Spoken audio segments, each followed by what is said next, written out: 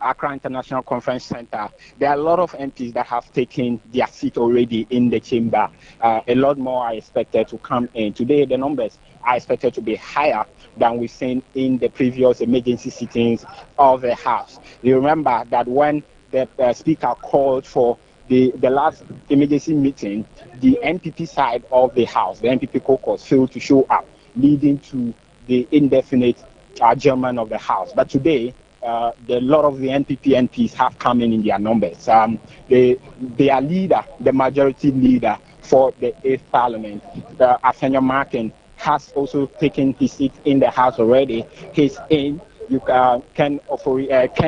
Kennedy Ajapon is also in the House, taking his seat already. A lot of the popular MPs from the majority side have already come in their numbers. Henry Corte, we spoke to him earlier, he's also in the House.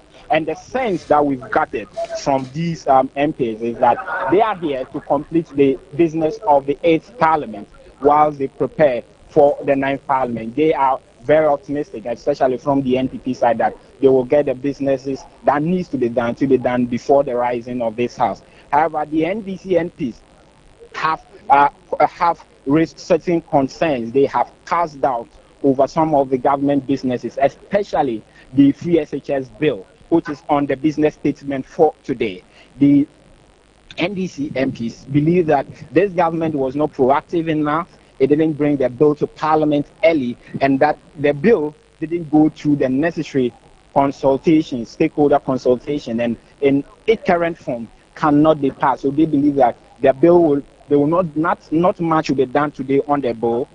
They will have to set it aside and wait till the 9th Parliament takes seat on 7th January, on the midnight of 6th January. After that, then they can have a proper look at the bill. The ranking member on Parliament committee, on the Committee of Education, Honorable Clement Park, who we engaged earlier, also mentioned that the bill in its current form doesn't fit for purpose, and he believes that when the NDC comes to power, they will review it, they will take back the bill and do the necessary consultation before it gets passed, and that the NDPP haven't shown much commitment to the free SHS bill, because he believes that if they have, they should have brought the bill way earlier in their 8th year of being in government, and their bill is now coming into Parliament. Doesn't show doesn't show of any good good commitment from the government side. And whatever happens today, the NDC will make sure that when they come to power after 7th January, they will relook the bill. But other issues are expected to take center stage at today's sitting of the House. Other bills will be looked at, and then the appropriations and payment for signing off some appropriation bills to ensure that government workers are paid in the next few months is also on the table. You remember that the budget for 2025 is yet to be read.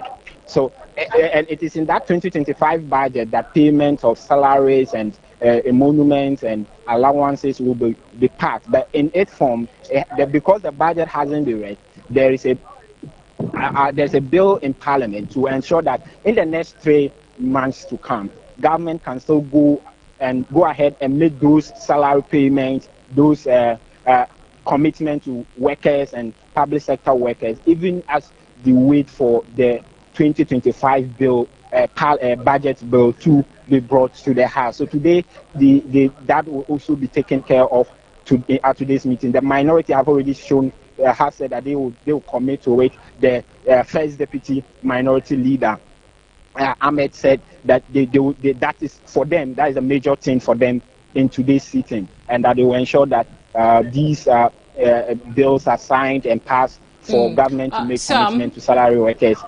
Absolutely. In the next 3 months, January, February, March. Sam, if you can hear me, just hold on. Next government time to prepare its own budget Sam, for can you hear 2025 and beyond. Hello, Sam. Yes, Melo. Yes, hold on. We'll get back to you, but let's take a listen to some of the conversations you have been having with some of the MPs. Yes.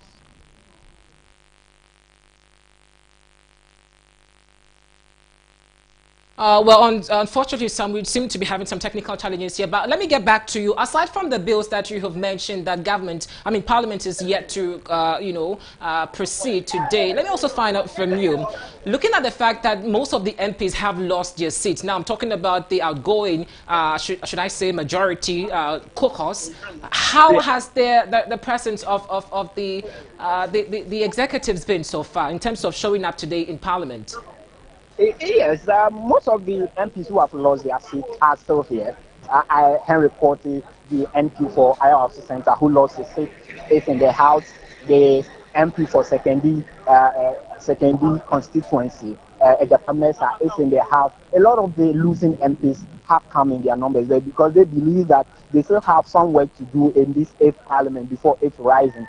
So they are still in their numbers. But you would ultimately expect them to be disappointed with their defeat, and some of them has been shown that they've expressed disappointment with how the election results have turned out. But they have also jumped to accept it. They said it is democracy, so you lose one, you win one, and this is the time they've lost. They'll go back, prepare, and come back perhaps in the 10th and 11th Parliament if time gives them.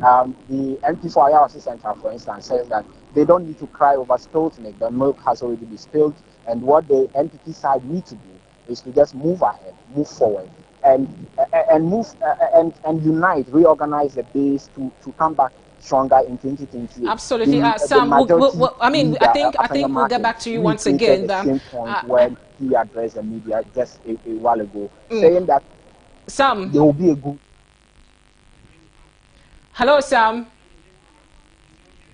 Well, I believe that Ahmed Ibrahim Bite is ready. So let's take a listen at what he has been speaking about. We have done it before with the elections. Unfortunately, we couldn't.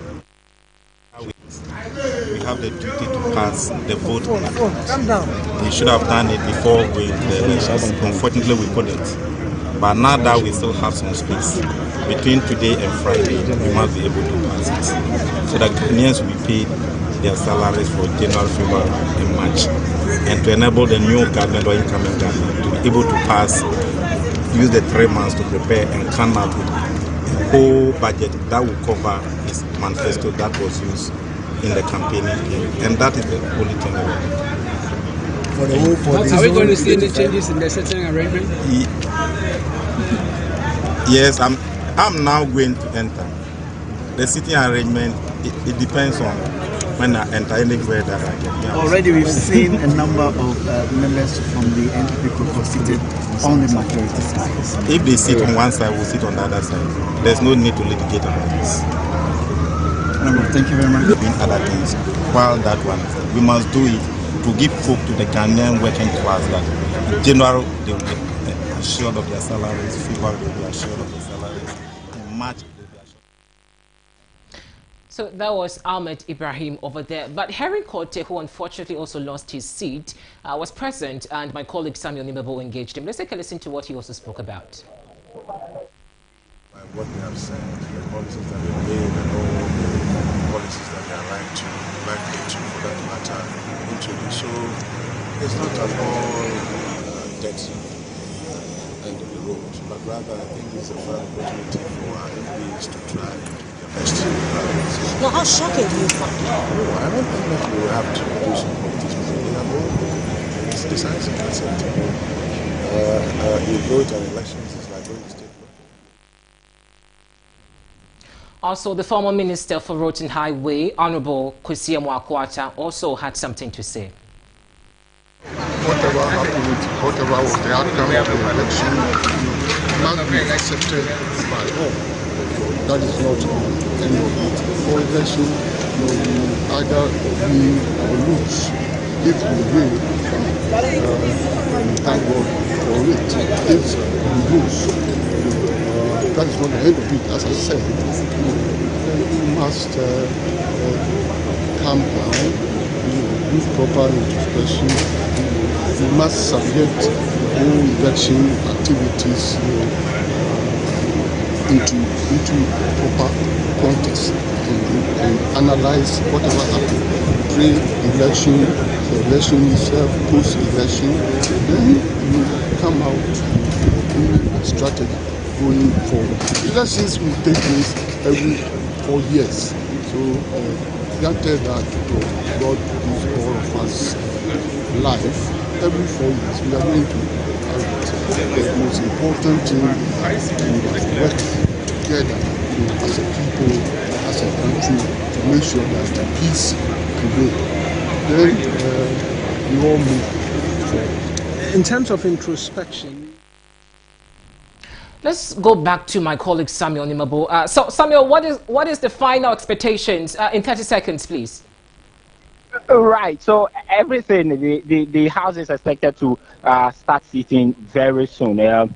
Probably in the next 30 to 1 hour, the House will commence. And like I mentioned, both sides have taken seats. The NPP caucus have taken the right-hand side of the speaker because they believe they are so majority despite the loss they suffered in the elections. So everything is expected today. It is expected to be a smooth activity in Parliament. No more the controversies and the chaos that has characterized the last two emergency sittings. Today is expected to be very smooth. The NPP are very disappointed with their loss, but they have maintained that in the 9th Parliament there will be a good opposition, a constructive opposition, and a constructive minority Sam, in the chamber. Absolutely. Thanks for that beautiful coverage over there. My colleague Samuel Nimabo, who is there live in Parliament. Unfortunately, it's not happening at the usual Parliament House. They have converged to the arena. There's the Accra International Conference Centre because the Parliament House is still under renovation. But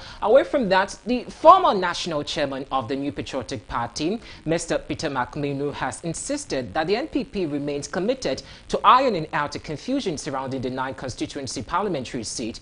He argued that the party won all the parliamentary seats that are being contested and will employ every means necessary in ensuring that the mandate of the people in such areas are upheld.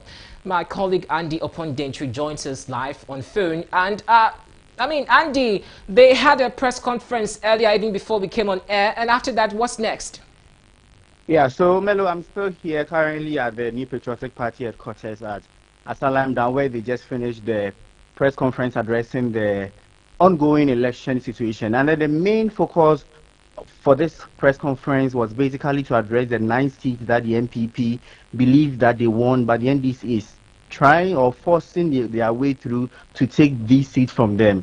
The press conference was addressed by Peter McMahon, and he mentioned that if the police had been to the constituencies that had conflicts in those constituencies, the result would have been declared and then be declared in their favor. And a constituency like the Suhum constituency that was declared at the Recollection Center, the police training at Tesano, he believed that if the conflicts that happen in these constituencies, including the Suhum, had been prevented by the police, it would have been declared and then it would be declared in their favor. So basically, at the New Patriotic Party headquarters, where we just finished the press conference, the NDC is saying that they are going to meet the IGP and see the way forward. But the 9 seats that is yet to be declared that the NDC is trying to take from them, it won't happen. But let's listen to Mr. Peter McMahon based on how he addressed this press conference.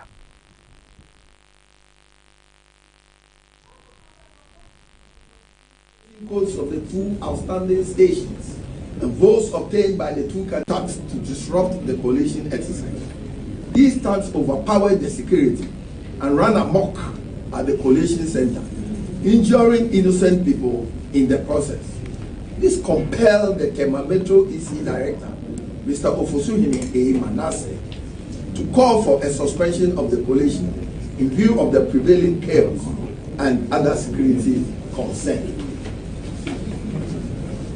Coalition resumed on Monday, 9th December, at the Tema Regional Police Command, which was again disrupted by the NDC thugs, who stormed the coalition center in their hundreds and overpowered the police. The thugs took charge of the coalition process and ordered the EC to declare their parliamentary candidate, Eddie Bright, as the winner of the elections, when it was left with 2 pink sheets to complete the coalition process. The NDC knew very well that when the results of the 2 remaining polling stations are added to what has been collated for the candidates, the MPP parliamentary candidate, Charles Forsey, will beat their candidate by 55 votes.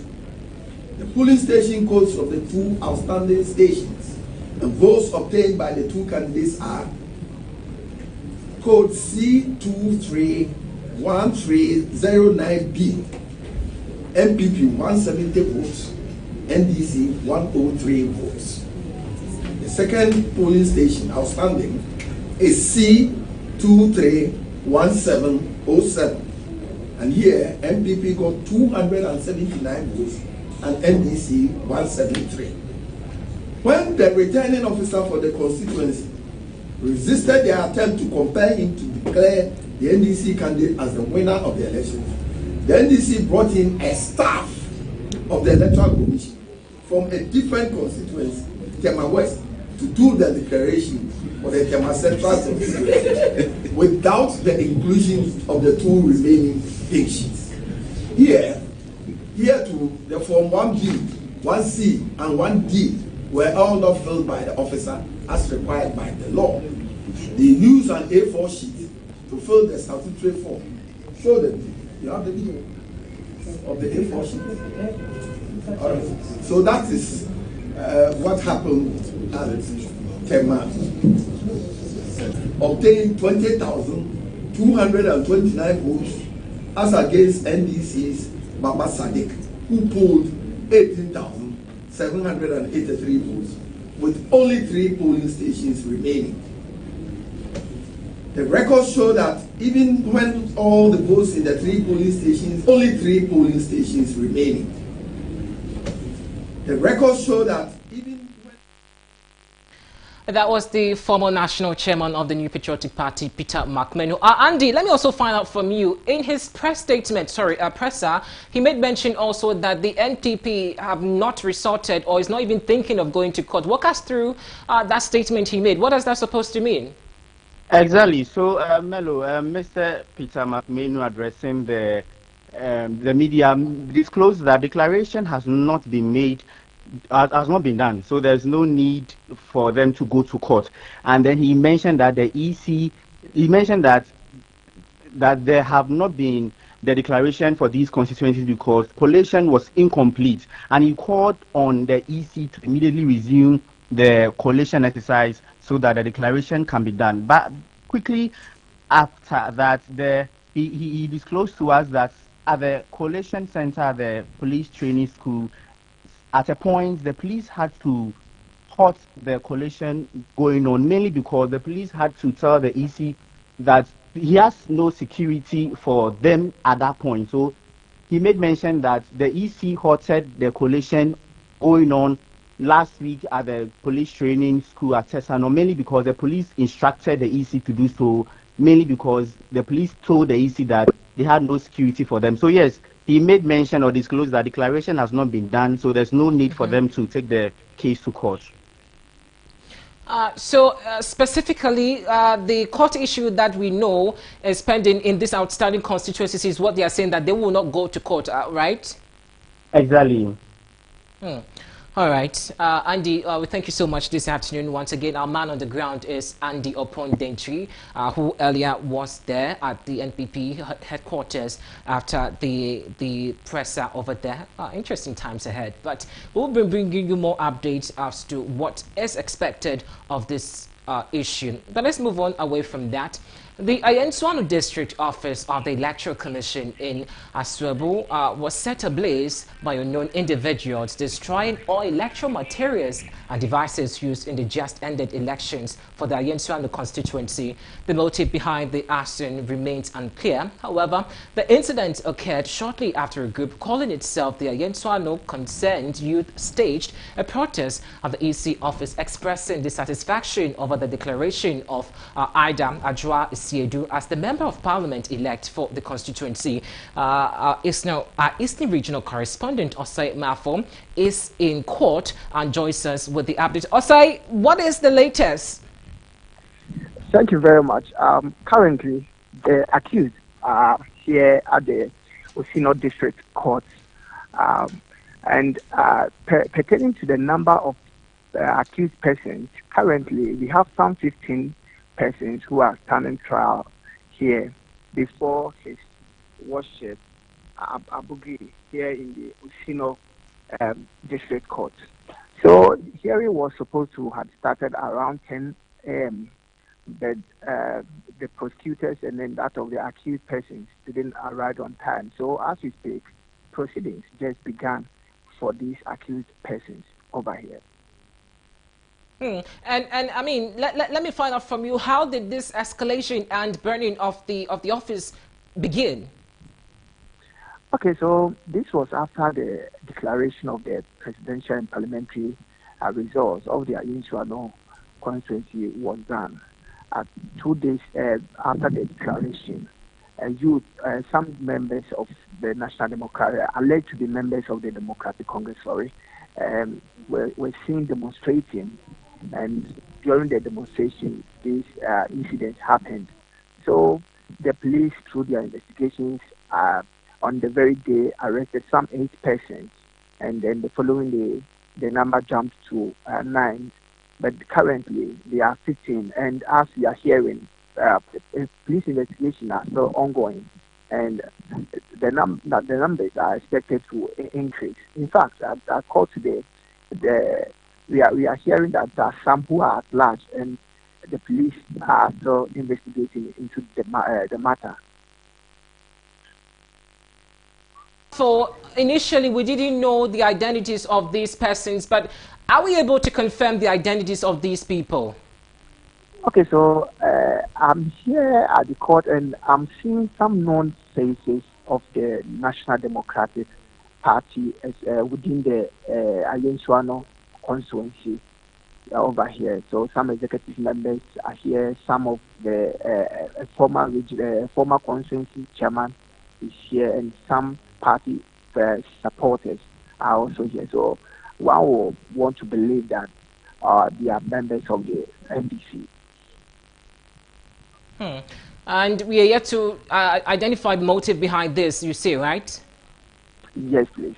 All In right. fact, hearing began last Wednesday. Last Wednesday, the accused persons were brought here at court, and the case was adjourned for them to reappear today. So that's what is currently happening. All right. My colleague, Osei Mafo, is our Eastern Regional Correspondent, bringing us some update on that particular region. Quite some disturbing visuals you saw on your screens over there, but we'll see how justice will prevail in this case. Let's do some more news on ABC Midday. Once again, you're watching, streaming live on YouTube, ABC News 8. Connect with us, leave your thought and comment, we'd appreciate. Let's move away from that. The office of the president-elect, John Dramani Mahama, has rejected claims that he has made ministerial appointments prior to officially taking office. In a press statement issued on Monday, December 16, Joyce Bauer, special aide to Mr. Mahama, clarified that reports circulating on social media are false. She also emphasized that Mr. Mahama has not announced any appointment and urged the public to disregard the rumors. And the statement was issued in response to a widely circulated list of alleged ministerial nominees. According to the office, the list is entirely fabricated and baseless. The spread of this misinformation has caused confusion, prompting the need of the official clarification. Ms. Bawa Muktari also underscored that any legitimate announcement regarding appointment or related members will be made through official channels. She urged the public to rely exclusively on communications from Mr. Mahama's office to avoid being misled. Quoting, "We urge everyone to ignore fake news and refrain from spreading unverified information." The statement also read, as you can see on your screens. The office also reassured the public of its commitment to transparency and professionalism during the transition period and encouraged citizens to report any suspicious or unverified information to the appropriate authorities in order to maintain accuracy in the discourse.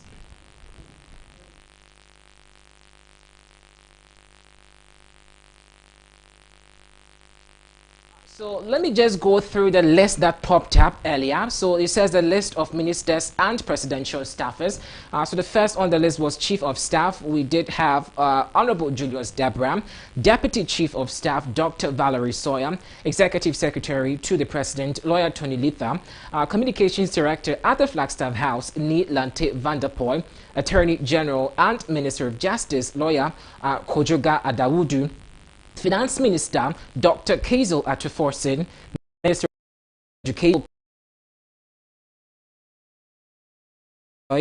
Bayo, Minister of Agric Honorable Opoku, Minister of Youth and Sport Professor Francis Dodu, Minister of Defense Honorable Haruna Idrisu, Minister of Interior Honorable James Agalga, Minister of Information and Communications Honorable Felix Kwachio Fosu, Minister of Roads and Highways Honorable Kwabna Minta Akando, Minister of Lands and Natural Resources Honorable Joyce Bawa Muktari, Minister of Chieftaincy and Culture Honorable Dominic Ayine, Minister of Trade and Industry Professor Joshua Alabi, Minister of Foreign Affairs Honorable Samuel Okujeto Ablakwa. We did have Minister of Transport, Minister Bubukari Abdullahi, Minister of Science and Technology, Dr. Zinato Rollins Ajiman, and then Minister of Energy, Emmanuel Ama Kofi. So these were the list circulating on social media, which the office of His Excellency John Dramani Mahama has denied. Away from that, President-elect John Dramani Mahama has delivered a strong message to those seeking position in his upcoming administration. He warned them to prepare for the challenges that lie ahead. Mr. Mahama made these remarks during a Thanksgiving service held in the honor of the Ringway Gospel Church in Accra on Sunday, December 15, 2024. Reflecting on his political journey, he described it as divinely inspired, acknowledging God's guidance as a step. Ghana, because he has restored the sovereignty and the power of the people of Ghana. We've practiced democracy since 1992.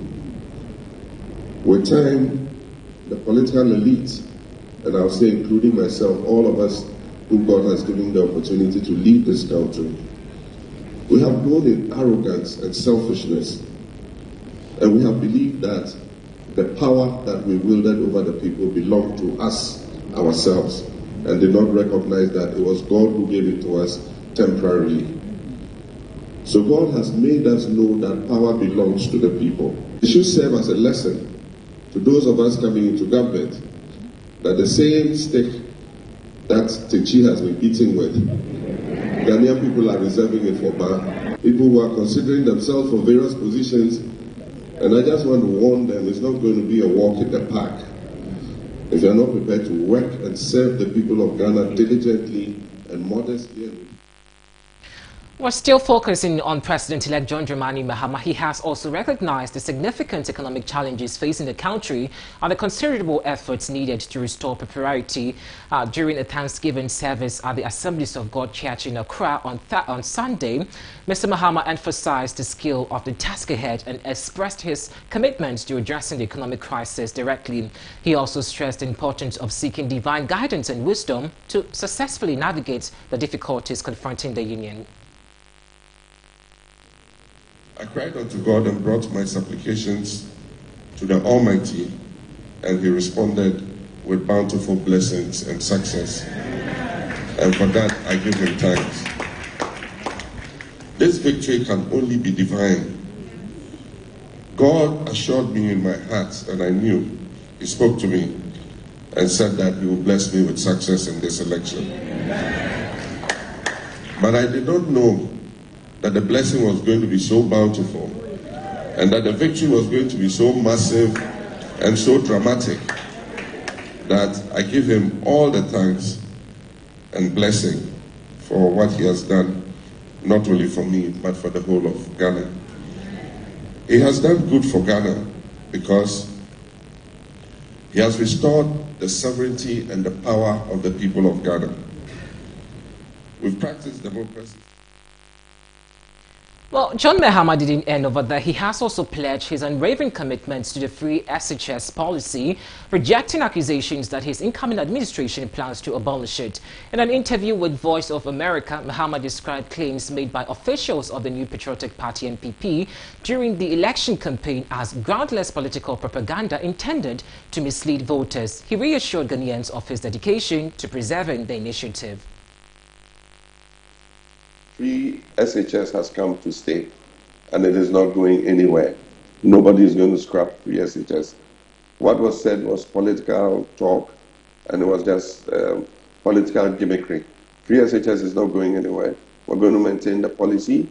What we're going to do is to get dedicated funding for it so that it is better resourced than it is currently. There's a lot of waste in the system. We're going to help to make it more efficient, so that the teachers, the parents, and the students get the best out of the free SHS. We're going to look at the basic school level too. Because we have focused on free SHS, we are abandoning the basic level. And so the basic level is becoming a major problem. 1.3 million pupils at the basic level do not have furniture. They don't have tables and chairs to sit on. They lie on their stomachs in the classroom. You are reminded once again that we're streaming live on YouTube. Connect with us. We'd appreciate it, all your thoughts and comments. More news. The Programs Officer of the CDD Ghana, Paul Abrampa, has described the regulation of collation centers by the Electoral Commission as the prudent thing to do, given the surrounding circumstances. He argued that the recollation of the affected collation centers by the EC to areas that guarantees greater security was necessary to control the mounting tensions and violence, as well as to maintain the credibility of the electoral process in such regions. Speaking on ABC in the morning in relation to suspended recollation at Tetano Training Depot, Abrampa noted that the incidence of mounting tensions and violence during the collation process is a phenomenon which was endured over the years, and commended the EC's management of the situation. He further questioned the existence of effectiveness of the Vigilantism and Related Offences Act in resolving cases. But if you ask me, for security reasons and for peace, it was unwise for us to continue the collation in the same constituencies that the collation have resulted in fatalities and people dying, including burning and destruction of the Electoral Commission facilities. So it was just prudent that we shift it to a place more secure, that even the Electoral Commission officers, their materials, and the party agents who are going to observe will have a safe environment to their business. But as I said, there's difference between what is prudent, what is needed, what is necessary, and what is legal. I've heard embargo placed on the some of the results collated and declared at the center as illegal. And away from that, the National Commission for Civic Education, NCC, has been charged to address concerns regarding the high number of rejected ballots in the 2024 elections. Speaking at ABC in the morning, political analyst Dr. Jonathan Asante-Archery expressed his discontent, stating that the NCC must answer questions about the significant increase in rejected ballots this election. He emphasized that addressing these concerns is vital for ensuring the integrity of the electoral process and fostering greater public trust in the democratic system. Ballot or vote. The NCC will have that particular mandate to educate. They don't have to wait till election period. They always send a budget to the state, and they are incorporated in the budget. So we need to know what they intend to do. And if, you see, some of these state institutions are cowed into submission over the period, we need to know why they cut in the budget, allocated to them. We need to know why. And the NCC will also have to justify why the cut in their budget, will affect their business or activities or functions. They need to speak about it in the public space. Government will also have to see the need to resource them, not just when we are getting to, elections. Sometimes government policies that people don't really understand and appreciate You need to ask the NCC to do that. So they go to the villages, apart from television and radio FM stations that they are going to, do their own advertisement and education there. We need to use this information vehicle to go to the villages as well. And that will only have to come, when government has resources. Meanwhile, Dr. Santi has criticized the government's failure to allocate sufficient resources to the NCC, which is crucial for enhancing the efficiency of its civic education and voter sensitization efforts. The motivations behind someone invalidating his ballot or his vote, the NCC will have that particular mandate to educate. They don't have to wait till election period. They always send a budget to the state and they are incorporated in the budget. So we need to know what they intend to do. And if you see some of these state institutions are called into submission over the period, we need to know why they cut in the budget, allocated to them. We need to know why. And the NCC will also have to justify why the cut in their budget, will affect their business or activities or functions. They need to speak about it in the public space. Government will also have to see the need to resource them, not just when we are getting to, elections. Sometimes government policies that people don't really understand and appreciate, you need to ask the NCC to do that so they go to the villages. Away from politics, let's do some education. The Pampasukro Municipal Assembly Basic School faces a shortage, adequate classroom blocks, hindering efforts to improve educational standards in the area. As a result of the lack of sufficient classrooms, junior high school students are forced to share spaces with upper primary pupils, with classrooms being partitioned using plywood boards. There's more in this report. Been commuting of 5 kilometers to access education. Recognizing this challenge, Blue Skies Company Limited stepped in to support the community, constructing a 3-classroom block to house the kindergarten and lower primary. Later, the government added a second 3-classroom block, completing the primary school. As enrollment grew, the long trek to junior high school remained a significant hurdle. In response, the community and school authorities came together to partition classrooms, creating space for junior high school education right within the community. Headmaster Daniel Kwao Sakite recently shared with journalists the challenges they face in preparing their first group of students for the basic education certificate examination this year. The Blue Sky came to construct only the primary block. So because of that, as when we began the GHS from GHS 1 to GHS 3, it was there that we were having challenge and we partitioned the classrooms. So that was the main challenge that confronted us. And I think that is why Mr. Malik also sent it to Blue Sky and they came to our aid today for the commencement of this magnificent project.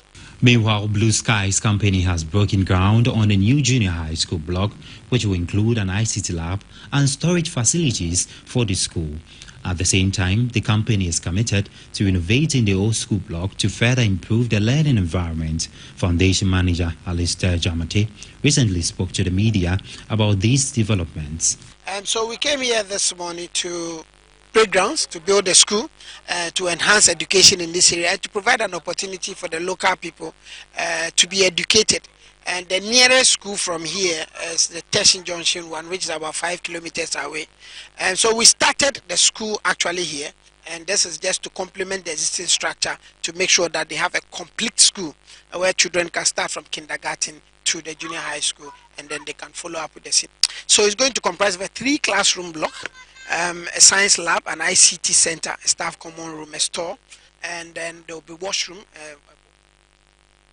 Away from education, let's do some labor issues. And the Colleges of Education Teachers Association of Ghana, CTAC, has issued a firm ultimatum to the government demanding the payment of all outstanding compulsory arbitrations awards by Wednesday, December 20, 2024. In a statement released on December 16, CTAC expressed dissatisfaction with what is described as persistent delays by government in honoring the awards, which were settled through legally binding arbitration process. The union emphasized that the awards present an essential aspect of their remuneration and are critical to sustaining the moral and well-being of its members across the country.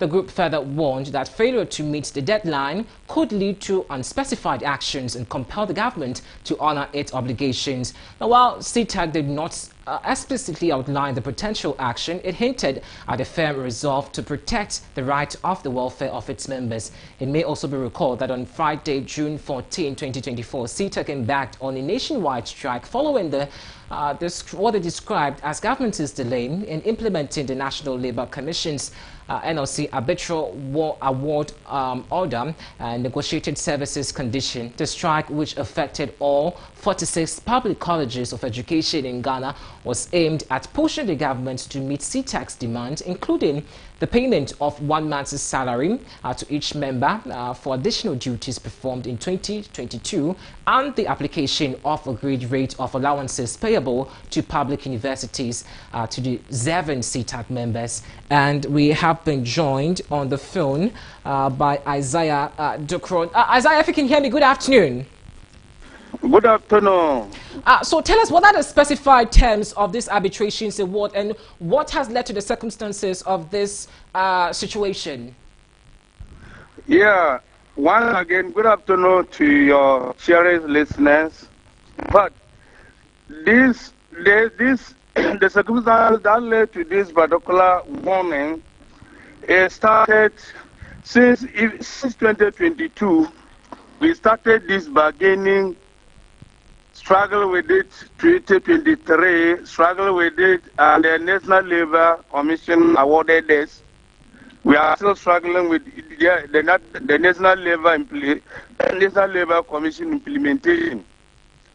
So we struggle with. Then you can all witness that this year, August, we went on strike, and this is the longest strike in Ghana, or let me say, CTAC has ever taken.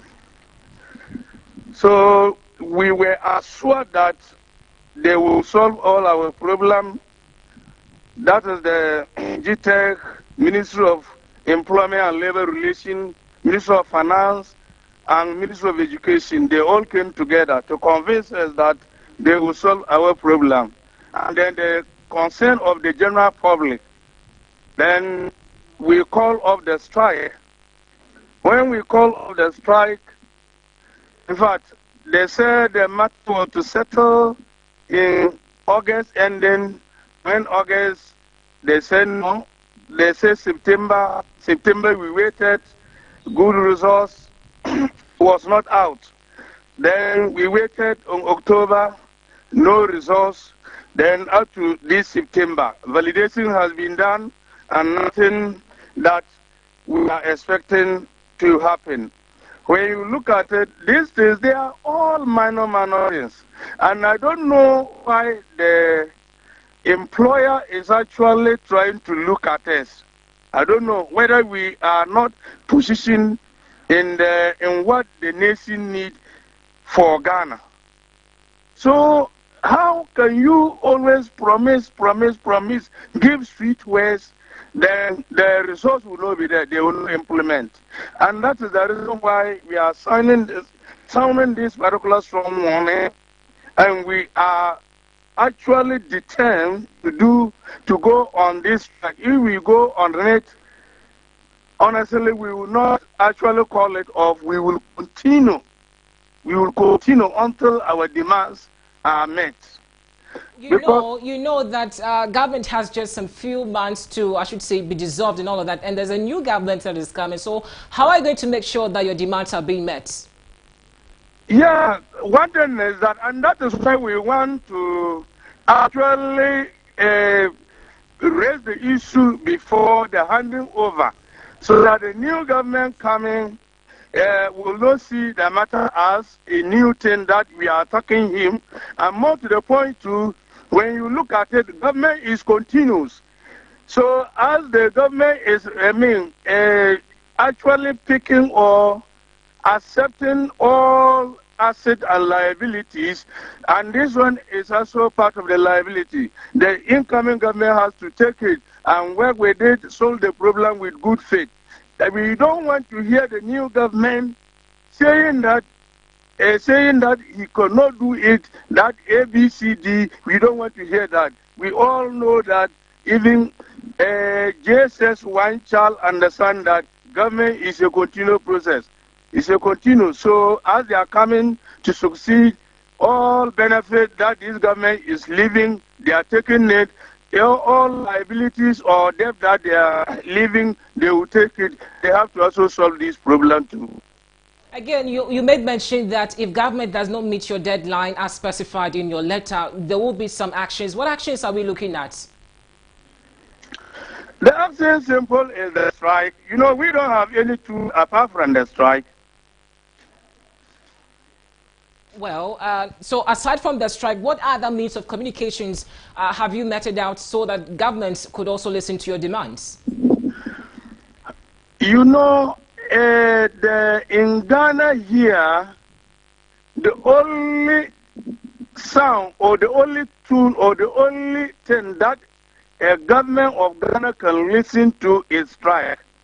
So when if we strike, they will call us so that to the table, so that they will tell us what they have for us, and then if we are satisfied, we call off the strike. If we are not satisfied, then we continue our strike.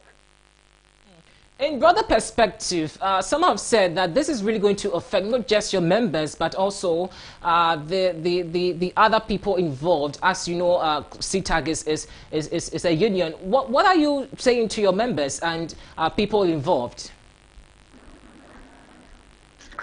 Honestly, but we know that the tool for the government of Ghana, the tool the government of Ghana has been using to buy CTAG is to freeze our salary. And we are actually conditioning our people to use to that. So they shouldn't be worried about the freezing of salaries.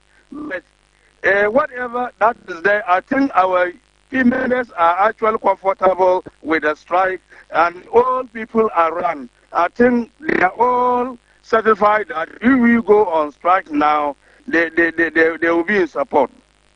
Mr. Zaya, finally, before I let you go, what after the strike, government still is unable to meet your demand? What's going to be your next action again? The next action is, it means that the colleges of education, maybe that sector will collapse.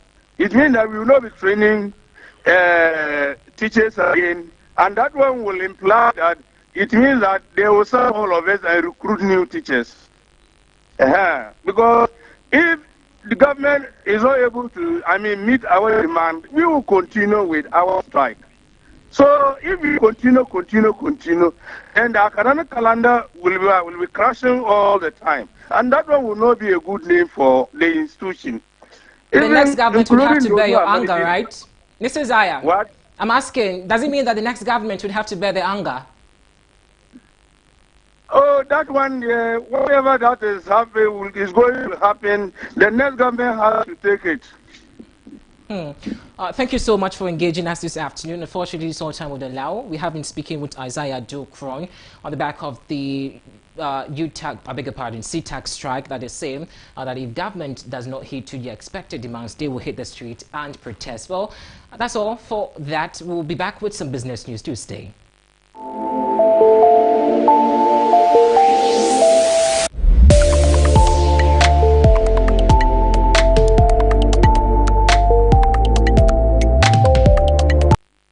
Welcome Welcome back. Now, Joe Jackson, CEO of Delex Finance, has opposed the removal of the 10% tax of betting winnings, which President-elect John Dramani Mahama has pledged to scrap.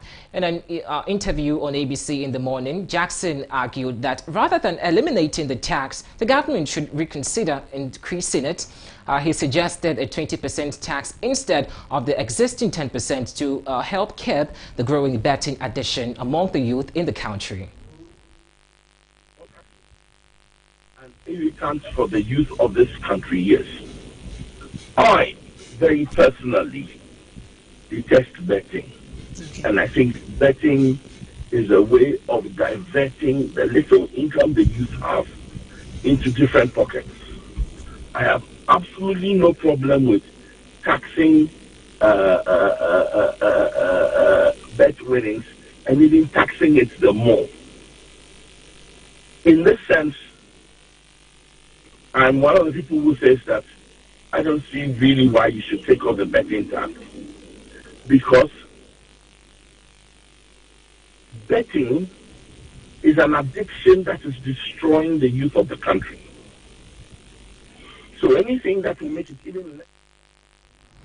Well, Joe Jackson didn't end up, but he has also advised that to reduce the high level of tax evasion among Ghanaians, the incoming government should focus on tackling corruption, specifically by recovering all looted funds. We have is simply this. If I feel that the money I pay is being looted, is being used, is being taken away in corrupt ways, and is not being applied to my benefit, then I'm reluctant to pay any more. But if I can see evidence of what my money is being used for, I can see evidence that that money is being applied in a good way, then it might be easier to get people to pay more taxes. We have is simply this. If I feel that the money I pay is being looted, is being used. And that's all for business. Let's bring you some sports news.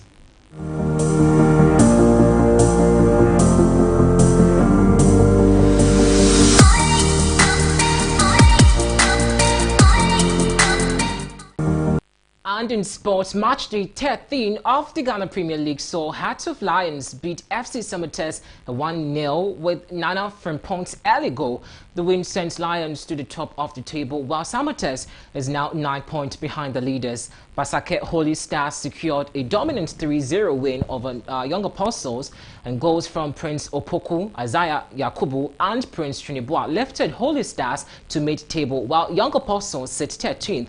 Vision FC edged Mediama 3-2 in a thriller Vision, which led to 2-0, but Mediama fought back to 2-2, and Emmanuel Chase's injury time winner sealed the win for Vision. In other results, Legon Cities lost 0 or 0 to 2 Bichim United to keep City's bottom of the table. Brekum Chelsea and Aduana FC settled for a goalless draw to the Bono Derby, with Aduana just about the relegation zone, and Sotraman played a 1-1 draw with Dreams FC. Karela United and Gold Stars FC share the point with a 1-1 draw. Accra Lions also defeated Nations FC 1-0, but they remain in the bottom three. The super clash between Asante Kotoko and Hearts of Folk saw Asante Kotoko claim a dramatic 1-0 victory of the Hearts of Folk at the Baba Yara Sports Stadium on Sunday.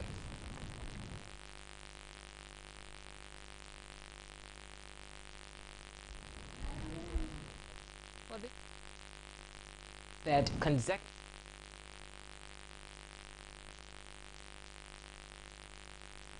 away from sports, we're back with some international news.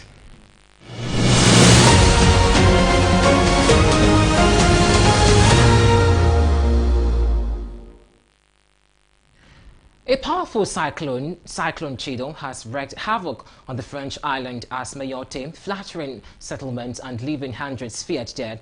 The storm, described as a worst in 90 years, has had a landfall on Saturday with wind speed of 140 miles per hour of waves as high of 80 meters. Entire communities have also been destroyed, with most of the islands, which over 300,000 residents, left without electricity, water and communication services. Local officials warn that the death toll could rise to several hundreds or even a few thousands as assessments continue. French President Emmanuel Macron has pledged support with over 250 rescue workers and emergency supplies dispatched to the island. After striking Mayotte, Cyclone Chido moved yet, causing distraction in northern Mozambique, including Pemba City, where heavy rain floods and winds of 115 mph was also affected nearly 2 million people. The storm is now affected to bring heavy rains to Malawi and Zimbabwe.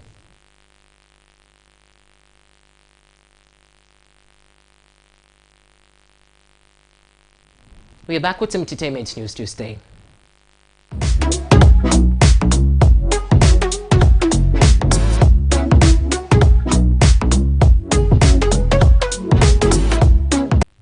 An entertainment actress, Martha Nkuma, has rejected an apology from Kumawood actor Lil Wayne, saying it fails to meet the conditions of her 5 million Ghana cedis defamation lawsuit.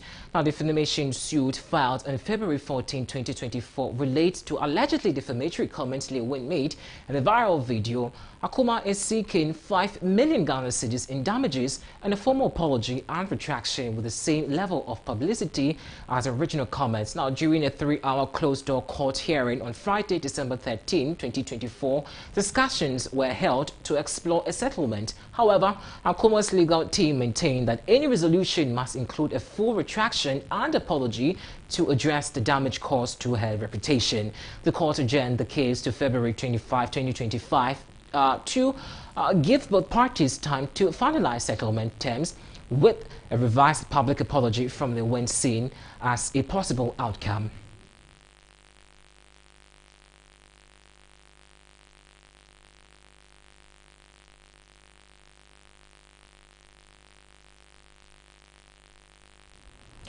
Well, on that note, we end the bulletin this afternoon. But before we go, let's take a recap of our top stories. And as you know, after a long break and standoff in Parliament and Supreme Court ruling against the removal of some 4 MPs ahead of the election, Parliament is in session today.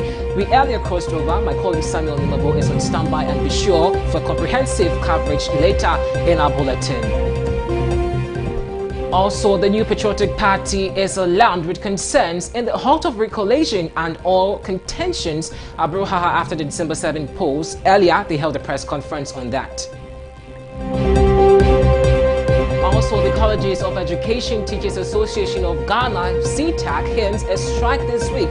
We did engage on the back of that as well, which they say they will still hit on strike if government fails to hit on their request. Later in business, Delex Finance CEO also has advised President-elect John Dramani Mahama to recover all looted monies and reconsider cutting of taxes. And on international front, there have been a cyclone Chido, which has wrecked about many lives